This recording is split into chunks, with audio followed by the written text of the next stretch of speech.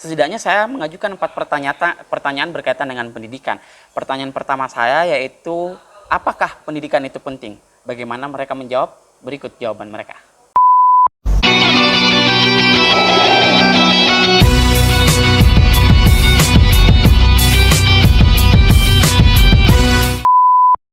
Halo guys, kembali lagi di YouTube channel saya, Andi Akbar Tanjung. Nah, di video-video sebelumnya saya sudah banyak memberikan video-video di serial Scholarship Journey, di mana saya menjelaskan bagaimana persiapan untuk beasiswa LPDP.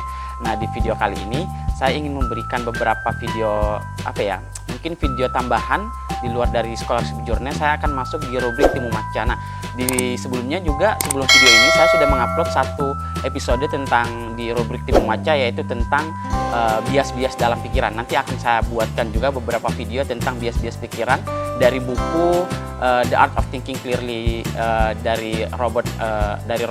Penulisnya Robert namanya. Nah, jadi di video kali ini saya akan keluar dari dua hal tersebut, yaitu Scholarship Journey dan bias-bias pikiran, serial bias pikiran. Saya akan masuk ke dalam sebuah video. Saya akan membuat sebuah video di mana ini untuk memperingati Hari Pendidikan Nasional yang jatuh pada 2 Mei minggu lalu. Oke. Nah, biasanya ini karena saya backgroundnya pendidikan dan banyak berkecimpung di dunia pendidikan, biasanya setiap tahun di tanggal 2 Mei saya membuat satu proyek berkaitan dengan Hari Pendidikan Nasional. Entah itu membuat tulisan atau mungkin berkunjung ke suatu sekolah untuk mengajar dan sebagainya. Nah, di tahun ini, di Hari Pendidikan Nasional tahun 2020 ini, saya ingin membuat satu proyek yang cukup berbeda, yaitu sebuah lebih tepatnya sebuah video. Video ini yang saya maksud. Jadi saya akan menanyakan beberapa orang 4 pertanyaan yang kaitannya dengan bagaimana mereka memahami atau mendalami atau memaknai, bagaimana mereka memaknai Hari Pendidikan Nasional. Nah, saya sudah mengumpulkan 4 narasumber, 4 orang yang berasal dari lintas profesi dan berasal dari lintas profesi. Ada mulai dari mahasiswa, dosen sampai ke guru sekolah dasar. Sebelum kita masuk bagaimana pendapat mereka dalam memaknai Hari Pendidikan Nasional, saya ingin memperkenalkan 4 narasumber tersebut terlebih dahulu. Narasumber pertama yaitu Pak I. Made Andi Arsana PhD. Beliau adalah dosen teknik geodesi dari Universitas Gadjah Mada Yogyakarta. Saya mengenal beliau sudah cukup lama sebenarnya, di tahun 2013-2014 saat saya masih menjadi mahasiswa baru di kampus saya, bukan di UGM ya. Jadi saya mengenal beliau banyak melalui tulisan-tulisan beliau di blog pribadi, yaitu madeandi.com. Nah, dari website ini saya banyak mengetahui bahwa beliau banyak konsen di isu-isu pendidikan dan juga tentunya di isu-isu yang berkaitan dengan teknik geodesi, yaitu hukum perbatasan laut. Nah, kemudian narasumber kedua yaitu Ayum Makfuro. Ayum, saya biasanya manggilnya Ayum. Dia adalah teman saya yang sama-sama tes beasiswa LPDP di kota Surabaya waktu di tahun 2019. Jadi kami bertemu di seleksi wawancara di BKN Surabaya. Di kantor keuangan Kementerian Keuangan di Surabaya maksud saya. Nah, Ayum ini adalah penerima beasiswa LPDP untuk studi Master of Education in Social Justice in Education di University of Toronto, Kanada. Sehingga saya tahu Ayum ini juga banyak berkecimpung di isu pendidikan, sehingga saya memilihnya untuk menjadi narasumber kedua. Narasumber ketiga yaitu Muhammad Taufik Firdaus. Muhammad Taufik Firdaus ini saya biasanya memanggilnya Daus. Beliau adalah junior saya waktu di sekolah SMA dulu, dan saat ini dia sedang menempuh pendidikan di Fakultas Hukum Universitas Muhammadiyah Yogyakarta. Nah, dia juga saat ini menjabat sebagai Ketua Umum IMM Cabang Air Farudin Kota Yogyakarta, di mana dia sedang banyak saya menyebutnya sih sebagai aktivis ya, cuman katanya dia nggak mau disebut aktivis untuk saat ini. Oke, jadi saya manggil dia termasuk orang yang cukup banyak memperhatikan berbagai isu-isu sebagai seorang aktivis, entah itu isu tentang Omnibus Law, termasuk juga isu pendidikan. Nah, narasumber keempat yaitu Ibu Dwi Astuti. Dia adalah guru di SDN Sumber Rezeki 1 di Kabupaten Tulang Bawang Barat, Provinsi Lampung. Nah, saya mengenal beliau sejak waktu saya bertugas di Kabupaten Lampung sebagai pengajar cerdas angkatan 3. Beliau adalah guru yang sangat keren banget waktu seleksi calon guru penggerak di tahun 2018. Beliau ini adalah guru yang paling kreatif untuk membuat media pembelajaran. Nah, karena kreativitas beliau, kemudian bagaimana beliau get into the job sebagai teacher, sebagai guru, membuat saya memilihnya menjadikan alasan saya untuk memilih dia sebagai narasumber keempat di proyek video tentang Hari Pendidikan Nasional ini. Oke?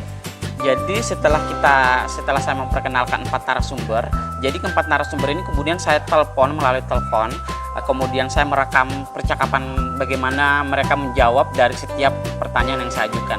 Setidaknya saya mengajukan 4 pertanyaan berkaitan dengan pendidikan. Pertanyaan pertama saya yaitu, apakah pendidikan itu penting? Bagaimana mereka menjawab? Berikut jawaban mereka. Penting, menurut aku penting banget sih.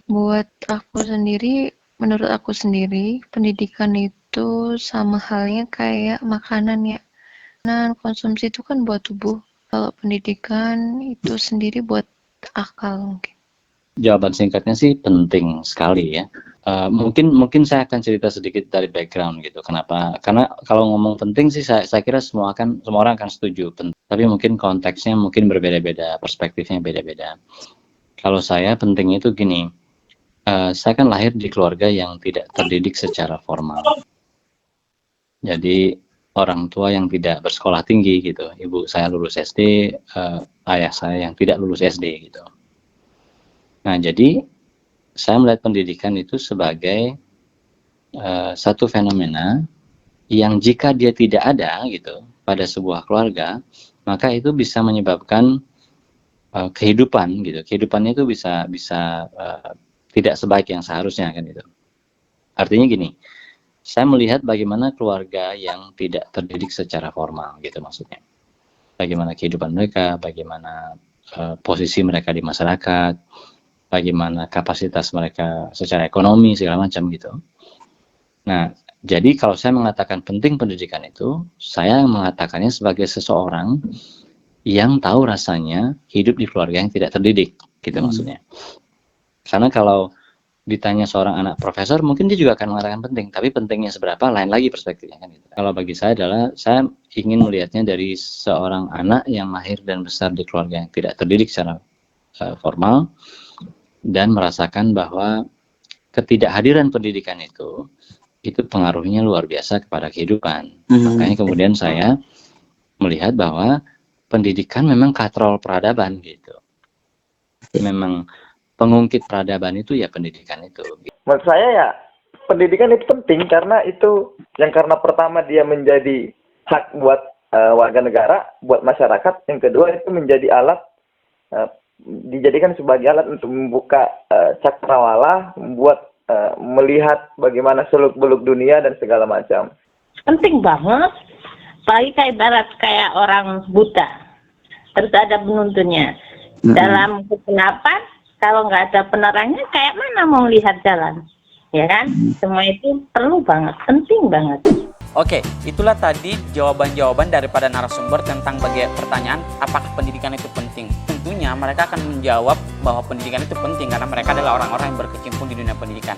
Namun, bagaimana jawaban mereka terhadap pentingnya pendidikan itu kemudian kembali dengan perspektif atau pengalaman mereka masing-masing. Termasuk mungkin saya akan memiliki pemaknaan berbeda terkait pentingnya pendidikan berdasarkan pengalaman saya. Mungkin juga teman-teman yang di luar sana memiliki pemahaman atau perspektif yang berbeda bagaimana memaknai pentingnya pendidikan. Oke, kemudian saya akan menanyakan pertanyaan kedua kepada mereka. Pertanyaan kedua saya, apa tujuan pendidikan? Bagaimana jawaban mereka? Mari kita dengarkan. Nah, ini nyambung dengan apa yang tadi pertanyaan pertama. Dengan tadi menjadi alat dan segala macam, akhirnya pendidikan ini juga dijadikan sebagai intinya satu, yaitu membuat kita peserta didik ataupun masyarakat ini terdidik dan kemudian mempunyai nalar kritis yang mampu melihat situasi yang ada. Ya, kemudian apa yang didapatkan di pendidikan mampu kita jawantahkan, diimplementasikan di masyarakat. Menurut aku, pendidikan itu tujuannya ya untuk membentuk karakter manusia yang seutuhnya ya. Supaya kita itu siap mandiri menghadapi tantangan-tantangan yang ada di hidup dari segala aspek. Gitu menurut aku. Yang jelas memanusiakan manusia dong. Kalau saya akan menjawabnya untuk membuat diri kita lebih baik. Oke, mungkin ini kesannya klise, tapi saya ingin benar-benar menjiwai gitu jawaban itu bahwa betul-betul pendidikan itu untuk membuat kita menjadi lebih baik. Kenapa saya penting sekali katakan ini? Karena ada orang yang bahkan takut dengan pendidikan Karena pendidikan itu kadang-kadang bisa dianggap mengurangi kesempatan. Misalnya begini, ada orang yang sudah S1 nih, lalu ketika dia S2 atau hampir S2 atau akan S2, dia nanya ke saya, Pak, nanti kalau saya udah S2, apa nggak saya ketinggian ya Pak ya pendidikannya? Apa nggak overqualified saya nanti? Nanti perusahaan-perusahaan nggak mau sama saya dong, gitu kira-kira gitu. Mungkin juga Akbar pernah juga mungkin merasakan atau mendengar orang begitu kan? Iya Pak. Nah, ini menurut saya adalah satu pandangan yang kalau disederhanakan, berarti orang ada yang melihat pendidikan itu mengurangi opportunity, kan gitu kan? Jadi justru ketika dia sekolah tinggi, dia merasa nanti kesempatan bagi dia itu jadi berkurang, menyempit gitu. Makanya saya selalu bilang, pendidikan itu untuk membuat kita menjadi lebih baik. Dan gitu. Artinya begini, kalau kita udah jadi lebih baik, nggak mungkin ada perusahaan atau orang menolak kita.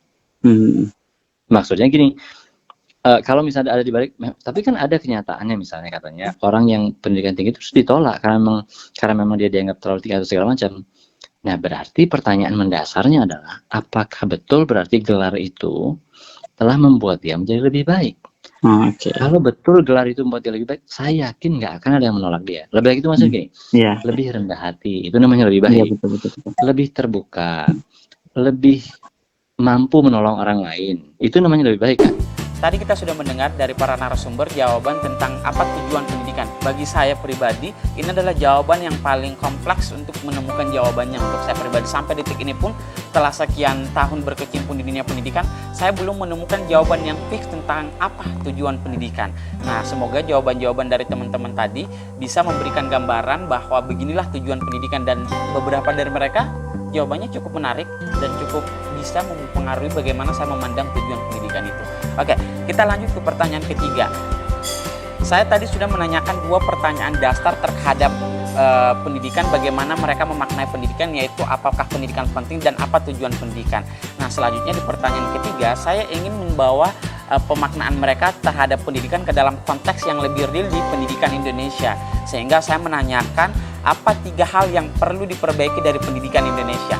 Bagaimana jawaban mereka? Mari kita dengarkan.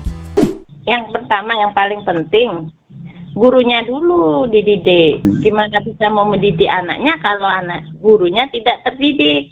Perhatikan kualitas gurunya dulu ditingkatkan. Kan masih banyak sih guru-guru yang masih ibaratnya dapat ijazah tembak-tembak jedor-jedor, terus jadi ibaratnya guru cuman asal karena kerja sampingan, bukan benar-benar ingin jadi guru gitu loh. Jadi kan kualitas mereka benar-benar harus dipertanyakan gitu loh. Yang kedua, yang jelas birokrasinya. Birokrasinya harus berjenjang, nggak semua bisa dipukul rata dengan aturan yang sama, kebijakan yang sama, karena orang punya masanya sendiri-sendiri. Nih, kayak yang sertifikasi sekarang nih, ada yang mau berusaha untuk mengikuti zaman, ada yang kolot sama orang dulu gitu kan. Jadi nggak bisa dipukul sama rata. Segini nggak bisa, apalagi kayak yang di pelosok-pelosok kayak gini, kebijakannya harus berjenjang. Oh, ini kebijakan ini cocok untuk yang di daerah kota, ini kebijakan yang cocok untuk di daerah pelosok gitu. Yang ketiga, yang jelas fasilitas itu sangat mendukung sekali gitu. Apalagi banyak yang daerah pelosok sini, banyak yang udah dapat bantuan berulang-ulang kali, karena banyak yang nggak langsung terjun. Oh, ini yang pantas dapat bantuan, ini yang nggak pantas dapat bantuan, nggak serta-merta seperti itu. Ada yang bangunnya udah kayak kandang kambing, nggak dapat bantuan, yang banyak mepet-mepet gitu sering dapat bantuan, yang sini enggak. Jadi yang jelas fasilitasnya itu harus merata, yang jelas. Pertama mungkin kesetaraan ataupun pemerataan pendidikan. Kita tahu Indonesia yang begitu luas, namun masih ada anggapan bahwa pendidikan masih terpusat di beberapa kota. Akhirnya tidak terakomodir buat teman-teman masyarakat di pinggiran desa ataupun masyarakat adat yang lainnya. Bahkan ketika mereka mencoba untuk mengakses pendidikan, mereka cenderung biasanya didiskriminasi dan segala macam. Itu yang pertama, berarti pemerataan. Yang kedua sebenarnya kesejahteraan guru gitu. Ini untuk bagaimana kemudian kita memuliakan seorang guru. Kemarin terakhir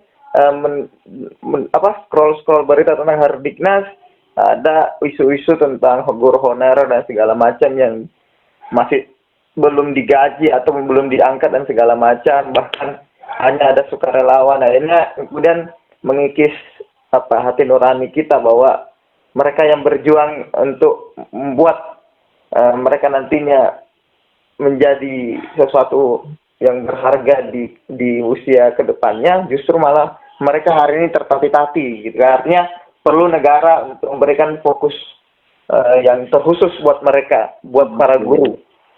Yang kemudian ya sistemnya entah sebenarnya apa sih yang ingin diinginkan oleh negara ini, mengarahkan pendidikan itu mau diarahkan kemana gitu.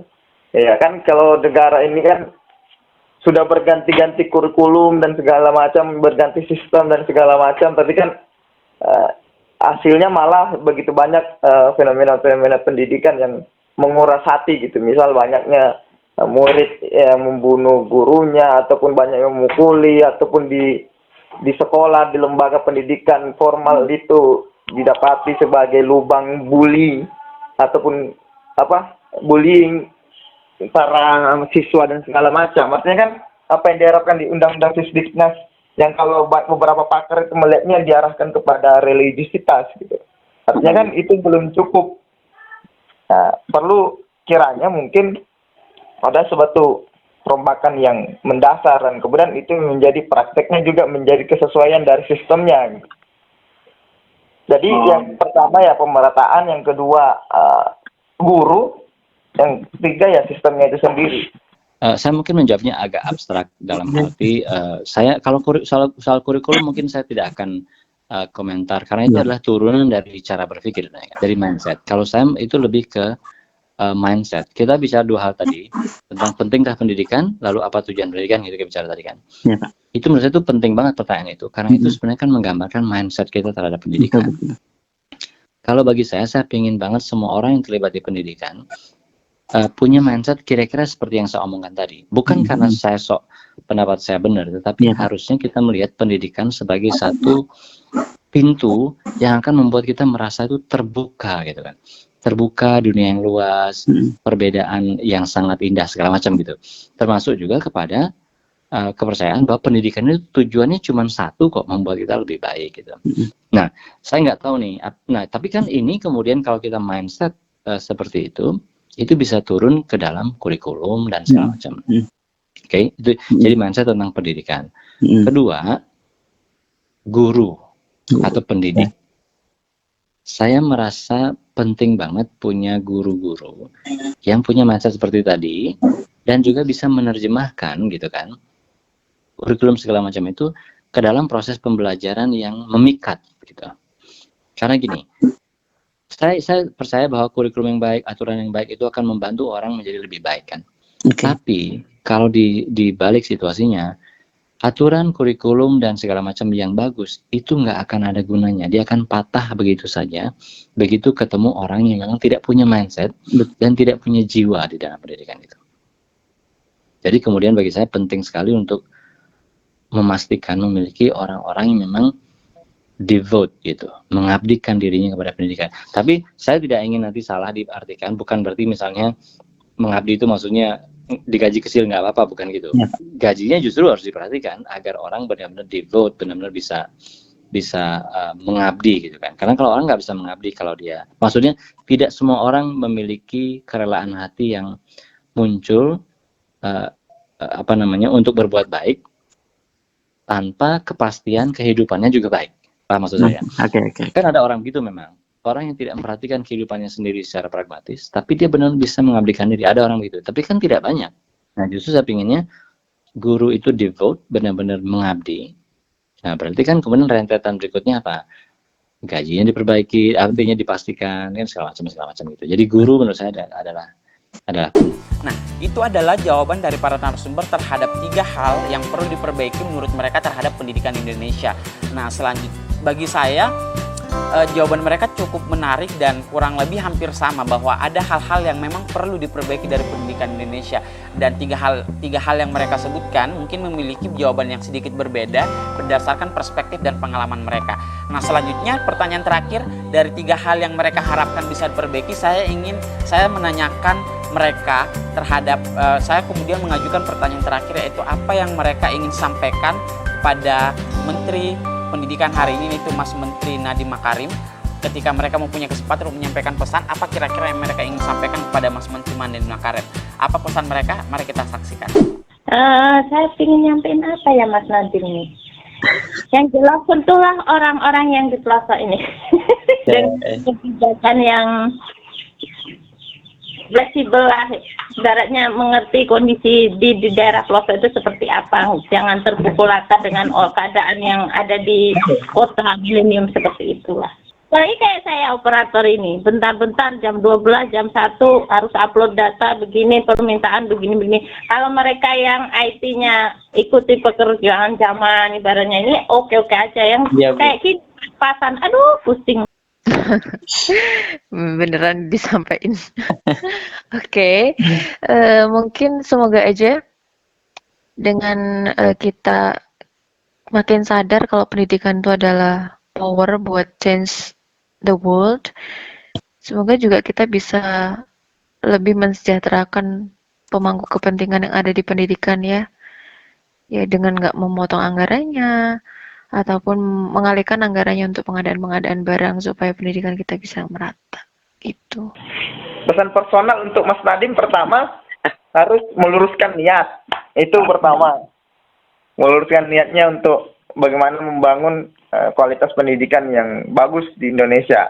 Yang kedua, dalam kebijakannya tentu tidak hanya terpusat kepada masyarakat kota ataupun pendidikan-pendidikan yang sepertinya dilihat hanya yang bisa mengakses itu ya hanya orang-orang yang ada di kota gitu.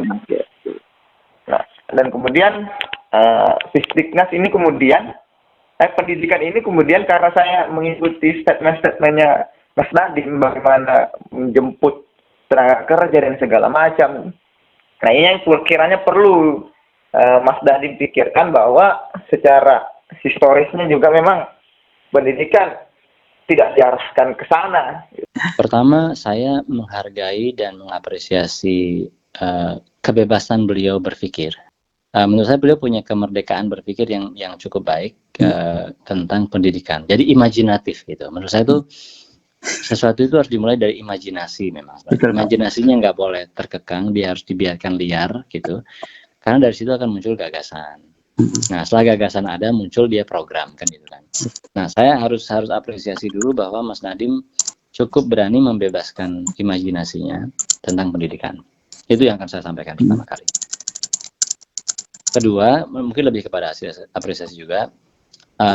Menurut saya Mas Nadiem tahu juga bagaimana cara mengkomunikasikan programnya. Lepas dari kemudian dia menuai kontroversi apa tidak gitu ya. Maksudnya gini, yang paling penting pertama kan awareness gitu. Artinya begitu ada program yang membuat orang kemudian berdebat soal program itu, that's a good thing gitu menurut saya. Daripada ada program lalu sepi gitu, nggak pernah ditentang, nggak pernah dibicarakan, nggak pernah didiskusikan, itu malah justru berbahaya. Nah, Mas Nadiem tuh dua hal itu, dia membebaskan dirinya. Kedua dia cukup berhasil gitu mengkomunikasikan program itu sehingga menjadi pembicaraan paling tidak dulu. Kemudian awareness ada. Nah, kalau disuruh menyampaikan soal saran, saya pikir begini, kompleksitas pendidikan secara administratif di Indonesia itu sangat tinggi. Ya kan, kompleksitasnya tinggi. Artinya aturan, juknis gini gitu itu administrasinya sangat kompleks. Jadi saya cuma berpesan aja agar pintar-pintar atau punya daya tahan yang cukup untuk berenang di antara itu gitu. Jadi dengan imajinasi yang tinggi, tapi kan berenang di antara duri-duri kawat apapun namanya, administrasi yang begitu ruwet dan jelimet. Semoga bisa bertahan dan kemudian tetap muncul dengan gagasan. Mungkin saya tidak membayangkan akan langsung keluar terobosan yang luar biasa mengubah dunia, mungkin tidak begitu, tapi paling tidak tetap konsisten di situ sampai kemudian benar-benar muncul 1, 2, 3 hal yang menetas gitu. Walaupun mungkin tidak semuanya gitu. Itulah tadi jawaban-jawaban dari para narasumber terhadap 4 pertanyaan yang saya ajukan kepada mereka. Mereka tentunya memiliki jawaban, kemudian perspektif dan pemaknaan yang berbeda terhadap 4 pertanyaan tersebut. Dan pada dasarnya saya pun tidak akan memberikan kesimpulan terhadap 4 jawaban mereka, karena saya tahu kesimpulan saya pun tentunya akan berbeda terhadap jawaban-jawaban mereka, bagaimana mereka memaknai pendidikan di Hari Pendidikan Nasional ini. Teman-teman di luar sana tentunya juga memiliki pemaknaan atau penafsiran yang berbeda terhadap pendidikan, pentingnya pendidikan, tujuan pendidikan apalagi, dan hal-hal yang perlu diperbaiki dari pendidikan. Nah, silahkan tuliskan di bawah, di kolom komentar bawah, bagaimana kalian memaknai pendidikan di Hari Pendidikan Nasional ini. Hari Pendidikan Nasional tahun 2020 atau Hardiknas 2020 merupakan momentum yang berbeda dibandingkan Hardiknas tahun-tahun sebelumnya, di mana tahun ini DPR RI telah memutuskan untuk memasukkan Undang-Undang Nomor 20 Tahun 2003, yaitu Undang-Undang Sikdiknas Sistem Pendidikan Nasional ke dalam Prolegnas 2020, di mana pada tahun ini Undang-Undang Sikdiknas akan diprioritaskan untuk diprioritaskan sebagai undang-undang yang akan mengalami revisi, sehingga momentum ini menjadi momentum yang sangat tepat bagi kita masyarakat Indonesia untuk terlibat aktif dalam bagaimana kita bisa mereformasi, memperbaiki sistem pendidikan Indonesia. Karena pada dasarnya sistem pendidikan Indonesia hari ini merupakan bentuk dari bagaimana kita menjalankan Undang-Undang Sikdiknas tahun 2003.